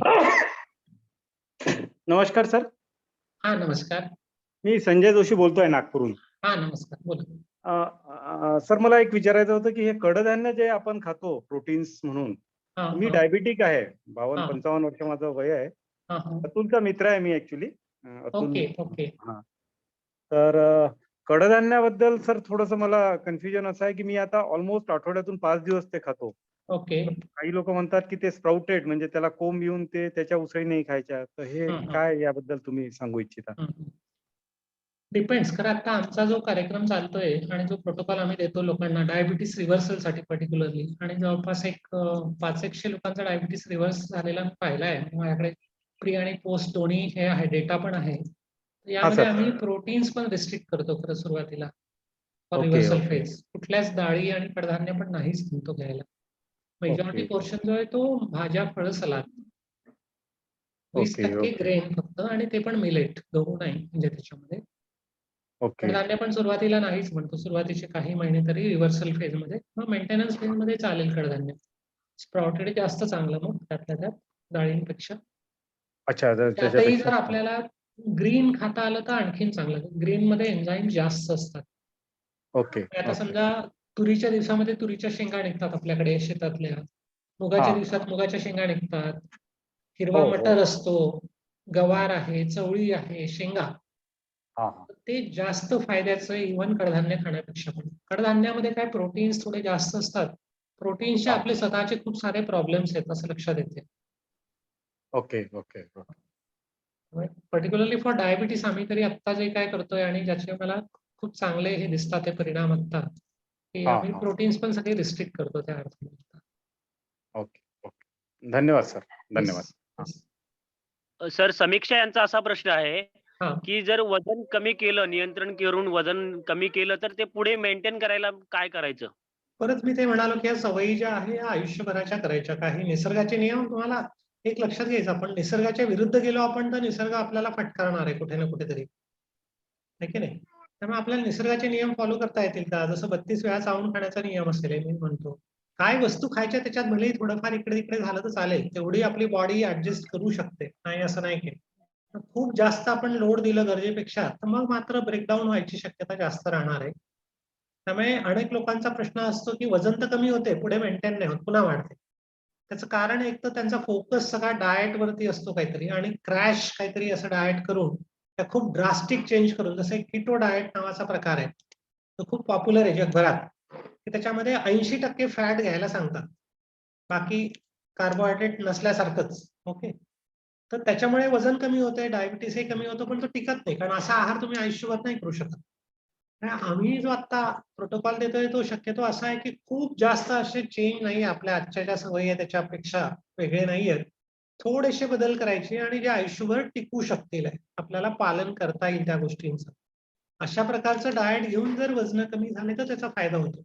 आमचा अनुभव आहे की साधारणपणे आता आम्ही 8 आठवड्याची एक बॅच घेतो, तर 8 आठवड्यांमध्ये 5 ते 12 किलो वजन कमी होते साधारणपणे. मिनिमम 4-5 ते 12 किलो पर्यंत. आणि मग ह्या सवयी होतात. लोकांचा फीडबॅक असा मिळतोय आता जवळपास 2 वर्ष झाले. काही लोकांना वर्ष, 1.5 वर्ष, 2 वर्ष फॉलो करतोय आणि मेंटेन्ड आहे. लोकांचं म्हणणं आहे की आता तो जुना आहार जो काय आम्ही खायचो, नॉर्मल ज्याला म्हणायचो, तो आता खाण्याची इच्छाच नाही होत. आता ही सवय झाली आता. तर ते जास्त महत्वाचं मला असं वाटतंय, असं होणं. म्हणजे मग अडचण जात नाही पुढे आपल्याला मेंटेन ठेवायला. नाही तर परत फ्रस्ट्रेट व्हायला लागतो आपण, कमी केलं आणि परत वाढलं, असं खूप लोकांच्या बाबत होते. अगदी तो अगदी. सवयीचा भाग बनणं, जीवनशैलीचा भाग बनणं, हे महत्वाची गोष्ट आहे. आता तसं माझं वजन आता 6 फूट माझी हाईट आहे, माझं वजन 65 प्लस मायनस असते आणि गेले काही वर्षांपासून कॉन्स्टंट आहे. काही फार फरक पडत नाही. थोडंफार इकडे तिकडे जरी झालं सगळं तरी ते मेंटेन राहते. तर किमान काही गोष्टी तुम्हाला पाळायला लागतात. खूप असं दगडावरची रेघ नाहीये. कधी बाहेर गेलं तर तुम्ही बाकी सगळ्या गोष्टी पण एन्जॉय करू शकता. त्यामुळे काहीच आयुष्यातनं बाद होत नाही. पण कुठल्याही गोष्टीचा अतिरेक नको. साधे निसर्गाचे नियम पाळता आले पाहिजे आपल्याला. बस तेवढं झालं की झालं. एक प्रश्न असा आहे सर, ह्या 2 वर्षाच्या लॉकडाऊनच्या काळामध्ये लोकांनी घरी राहून बरेच म्हणजे कोरोना होऊ नये म्हणून प्राथमिक उपचार म्हणून काढे घेतले किंवा काय ह्या गोष्टी म्हणजे जे अन्न म्हणजे जे सेवनात आलं त्याचा हो. परिणाम असा झाला की 80% लोकांना मूळव्याधी चा त्रास झाला बद्धकोष्ठाचा. बरोबर, तर ते बरोबर. होऊ नये म्हणून त्यांनी काय ते परत इश्यू तोच येतो की कुठलीही गोष्ट अतिरेकी झालं की त्याचं नुकसान होणार आहे नॅचरली. औषधाचा ओव्हरडोस झाला तर त्याचे दुष्परिणाम होतात की नाही.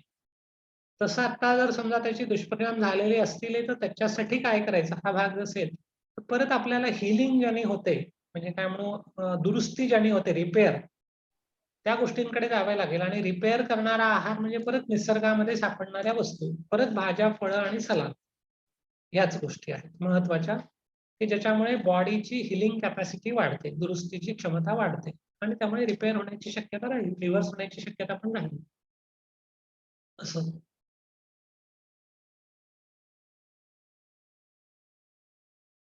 येस आणखी काही प्रश्न विचारायचा असेल तर उल्हास पेडामकर यांचा असा प्रश्न आहे, मुलांचे बौद्धिक शिबिर कधी घेणार मुंबई किंवा जवळपास? सर अमरावतीमध्ये घेतच असतात. नाही मुंबईत तर आता नाही एप्रिल गेलं मध्ये आहे अमरावतीला त्याचं माहिती. येस अमरावतीतच घेतो आम्ही निवासी शिबिर आमच्याकडे सगळ्या व्यवस्था आहे त्याच्यामुळे इथेच घेतो इकडे येऊ शकतात पाहिजे तर त्याबद्दलची माहिती ग्रुपवर शेअर केली जाईल. सर पाठवतीलच आज. येस येस चालेल सर जे आता शिबिर आहे ना स्पार्कचं त्याच्याबद्दल थोडी माहिती ग्रुपवर शेअर करा लोकांना. चालेल चालेल होय. चालेल बेसिक हेतू या शिबिरांचा असा आहे की ठीक आहे. मुलं जी आज नाजूक झालेली आहे ती जरा रफ अँड टफ बनावीत त्यांचा कॉन्फिडन्स वाढावा जरा आणि ऍडजस्ट करायला शिकावं सगळ्यांच्या घरी एक एक दोन दोनच मुलं आता मोठ्या ग्रुपमध्ये राहायची सवय नाही आहे आणि चॅलेंजेस नाही मुख्य म्हणजे पालकांनी संपवले चॅलेंजेस आयुष्यातले त्यामुळे आम्ही त्यांना चॅलेंजेस देतो की जा कलेक्टर कमिशनरच्या ऑफिसमध्ये जा आणि एका अधिकाऱ्याला भेटून या त्यांनीच जायचं त्यांनीच बघायचं शोधायचं कुठे बसतात अधिकारी रस्त्यावरच्या लोकांच्या मुलाखती घेऊन या गरिबी कधी पाहिलेली नाही मध्यमवर्गीय मुलांनी त्यामुळे त्यांना गरिबीचं दर्शन पण व्हावं कळावं काय परिस्थिती आहे सेन्सिटिव्हिटी वाढावी वृद्धाश्रमात त्यांना घेऊन जातो तिथल्या आजी आजोबांना भेटा किंवा काही पुस्तकं देऊन त्यांना काही कॉलनीमध्ये पाठवून देतो की जा जरा 10-20 घरांमध्ये पुस्तकांबद्दल बोला एखाद्या घरातून हाकलून देतात तरी पण थँक्यू म्हणून वापस यायचं तर हे जरा फार अवघड असते तर ती मुलं सगळी शिकतात आनंदाने शिकतात आणि मजा येते त्यांना सगळं हे करायला बेसिकली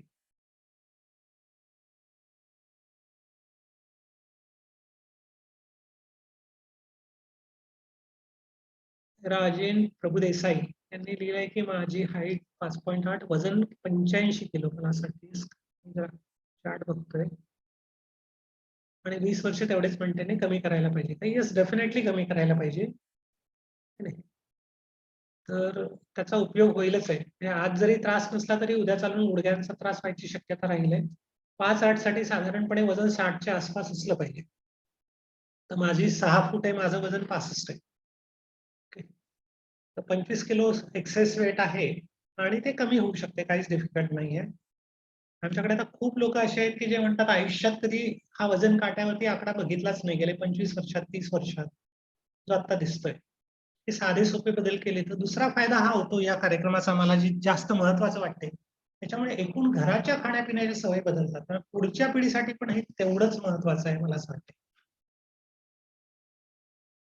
थायरॉइडचा त्रास आहे अशक्तपणा थकवा येतो येस तर थायरॉइडसाठी पण मी तेच म्हणालो की आता जो आम्ही करतोय हा कार्यक्रम याच्यामध्ये बेसिकली हे सगळं आहार आणि जीवनशैलीतले बदल तुम्हाला डायबिटीस रिव्हर्स करायला थायरॉइड रिव्हर्स करायला इव्हन वजन वेट लॉस साठी उपयोगी पडतात ऑटो इम्युन डिसऑर्डर ज्याला म्हणतो आपण हल्ली की रुमॅटॉइड अर्थरायटिस आहे संधिवात आहे अस्थमा आहे ॲलर्जी आहे इव्हन मायग्रेन आहे ऍसिडिटी आहे अशा अनेक त्रासांसाठी उपयोगी पडते असं आम्हाला पार्टिसिपंट्स कडल्या फीडबॅक वरूनच कळते आता जे काय कळते ते तर काही गोष्टी आज ज्या वैद्यकशास्त्रात सांगितल्या जातात आणि शिकवल्या जातात त्याला छेद देणारे पण आमच्या ऑब्झर्वेशन्स आहेत आणि आता जरा मी थोडा प्रयत्न करतोय की सगळं मेडिकल कम्युनिटी पुढे पण मांडण्याचा प्रयत्न करतोय डॉक्टरांपुढे पर्टिक्युलरली एक प्रोटीनच्या बद्दलचं जे आज सगळ्या जगामध्ये फॅड पसरलेलं आहे की खूप जास्त प्रोटीन्स आपल्याला पाहिजेत प्रोटीन बार प्रोटीन शेक आणि काय काय लोक घेत राहतात सगळ्या जगात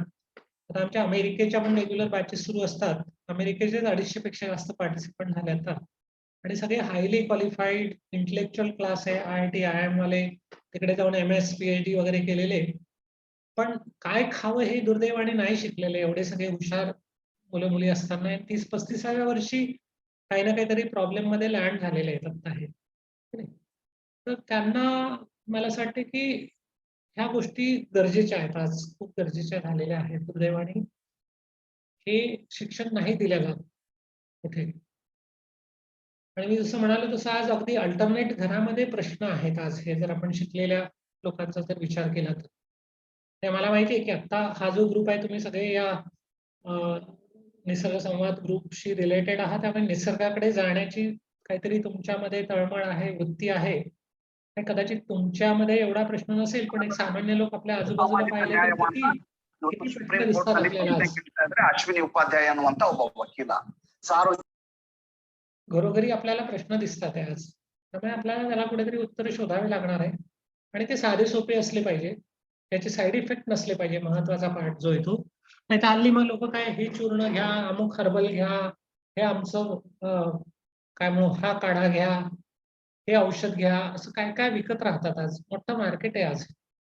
आम्ही त्या सगळ्यांच्या विरोधी आहोत. आम्ही असं म्हणतोय की तुमचं किचन हेच तुमचं औषध आहे. काहीही तुम्हाला बाहेरून विकत आणायचं नाही नवीन. तुम्ही जे काय खाता त्याच्यातच योग्य ते प्रमाण बदलून हे करता येणं शक्य आहे. काहीही डिफिकल्ट नाही आहे.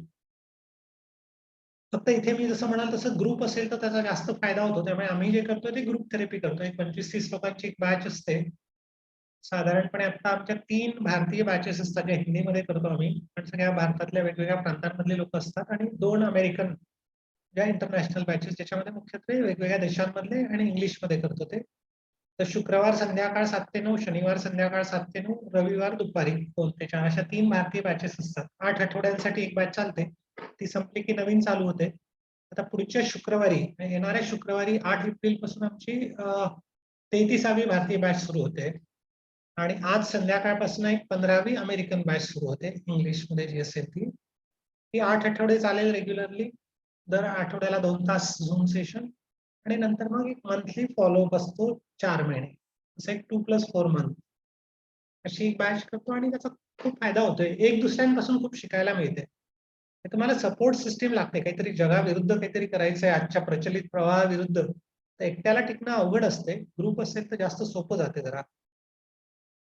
आणि एक दुसऱ्यांपासून शिकतो आपण. त्यामुळे जर कोणाला इच्छा असेल तर जरूर तुम्हाला त्यात सहभागी होता येऊ शकेल. वजन तक्ता व इतर तक्ते दाखवाल का? मला असं वाटतं ग्रुपवरती टाकता येतील हे कदाचित.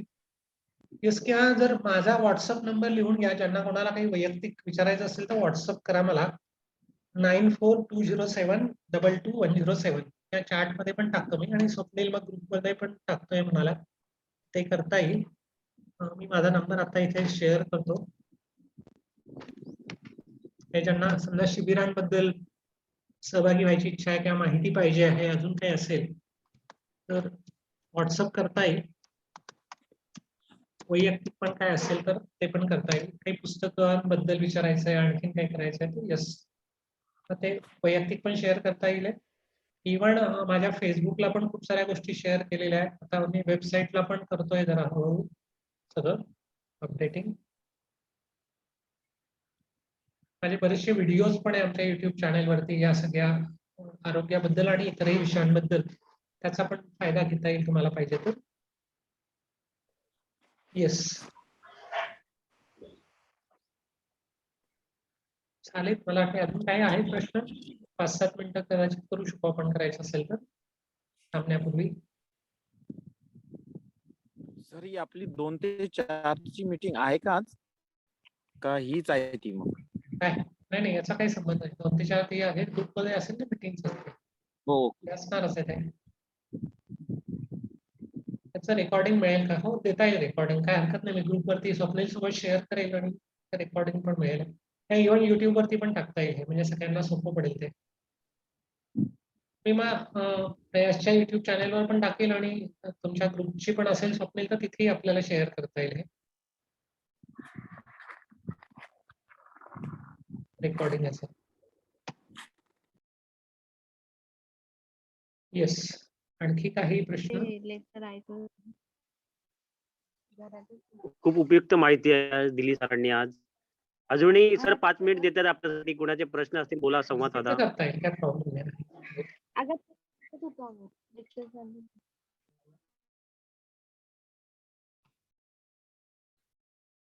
ओके,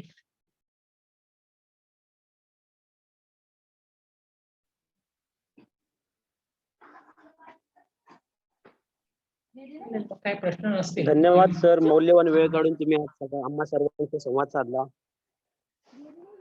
हा, हा.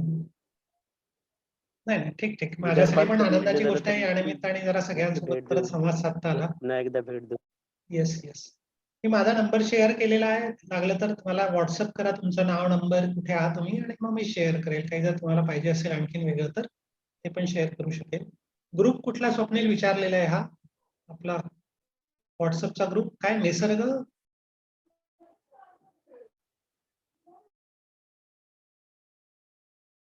मला वाटतं तो ग्रुप तर तसा फुल झालेला आहे आय थिंक.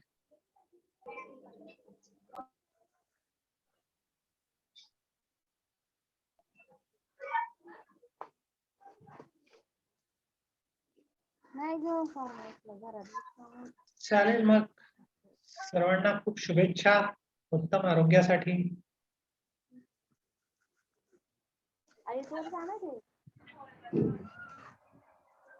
नमस्कार.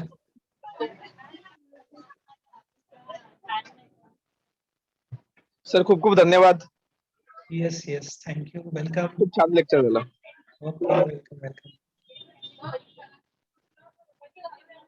कुणालाही अजूनही काही माहिती हवी असेल त्यांनी आपला नंबर शेअर करावा. त्यांना हवी ती माहिती पुरवली जाईल.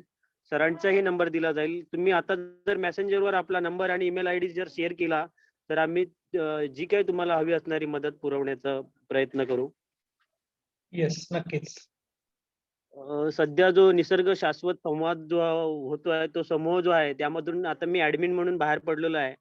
तरी पण पर्सनली कोणी जरी काही मेसेज केले किंवा काही जरी माहिती हवी असेल तर ती पुरवण्याचं काम नक्की मी करेन. कारण हे जे संवाद हा आमचा 8 दिवसापूर्वी ठरलेला होता आणि कालच माझा एक अंतिम निर्णय झाला आणि त्या निर्णयातून मग मी सोशल मीडियातून बाहेर पडण्याचा जो प्रयत्न करतोय त्यामुळे मी व्हॉट्सअप बंद केलेला आहे. तरीही म्हणजे आता सध्या जे सुरू आहे मेल किंवा मोबाईल जो सुरू आहे त्यावर मी संपर्कात जेवढं काही तुम्हाला जे देता येईल ते देईलच. आणि सरांचा नंबर सरांनी शेअर केला आहे आम्ही शेअर आणि केलं अजूनही काही chat माहिती box हवी मध्ये. असेल तर ती पुरवण्याचा प्रयत्न करू आम्ही. नक्कीच. हे तुमचे नंबर जर आले माझ्याकडे तर मग मी पण तुमच्यासोबत डायरेक्टली पण शेअर करू शकेल किंवा स्वप्नीलच्या तुम्ही तुमच्या एवढ्या बॅचेस असतील त्या बॅचेस चालेल. मग इथे थांबूया आपण आता. सर्वांना शुभेच्छा.